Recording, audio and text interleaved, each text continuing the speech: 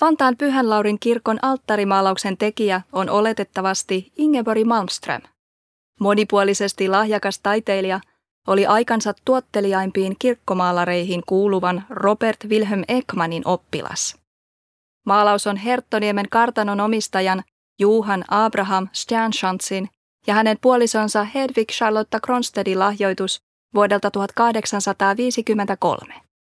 Öljymaalauksen tummaa puuta oleva kehys on ulkomitoiltaan noin 2x1 metriä. Kehyksen ulkoreunaa kiertää ohut kaiverrus ja sen sisäreunaan on maalattu säännöllisen kulmikas viivakoriste, eli niin sanottu zigzag-kuvio. Ingeborg Malmström on maalannut alttarimaalauksen Leonardo da Vincin Pyhän ehtoollisen mukaan. Maalauksen Jeesuksella on ruskeat pitkät hiukset ja lyhyt parta. Jeesuksen ilme kuvastaa armoa, myötätuntoa ja rauhaa. Jeesus on kuvattu punaisessa vaatteessa ja sinisessä viitassa. Jeesus istuu pitkän, valkoisella liinalla peitetyn pöydän keskellä 6 opetuslasta kummallakin puolellaan. He kaikki istuvat samalla puolella pöytää, pöydän takana, eli kasvot maalauksen katsojaa kohti. Pöytään on katettu ateria ja leipiä. Jeesuksen levollinen katse suuntautuu alas. Jeesuksen kädet on kuvattu eteen ojennettuina. Avoin vasen kämmen osoittaa ylös ja oikea kämmen alas kohti pöydän pintaa. Henkilöiden takana avarasali on hämärä.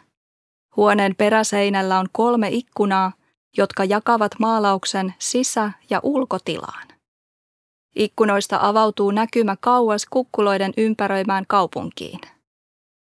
Jeesus on sijoitettu maalauksen keskipisteeseen niin, että 3 ikkunasta keskimmäinen sijaitsee hänen takanaan.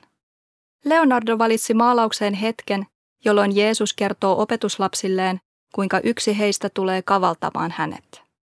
Jokaisen opetuslapsen persoonallinen ulkonäkö ja Jeesuksen sanojen aiheuttama tunnereaktio on maalattu huolellisesti.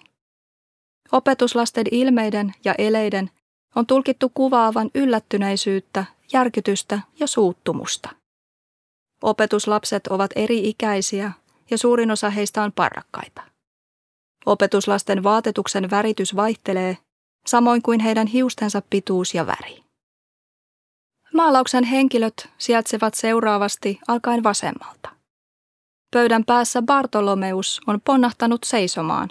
Hän vaikuttaa tarkkailevan muita opetuslapsia. Vieressä Jaakob nuorempi nojautuu vasten Andreasta. Andreas nostaa kätensä ilmaan kuin hämmästyksen merkiksi. Pietari kumartuu Johanneksen puoleen. Hän pitelee kädessään tikaria. Varjossa istuva Juudas vetäytyy poispäin Jeesuksesta.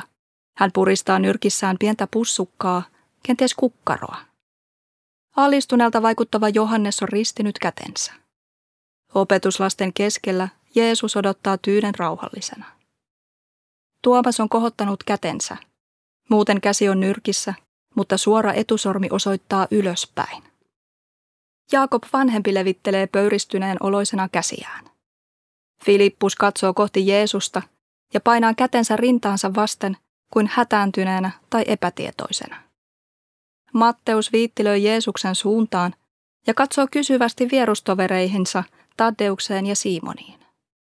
Taddeus ja Simon vaikuttavat uppoutuneen keskinäiseen sananvaihtoon.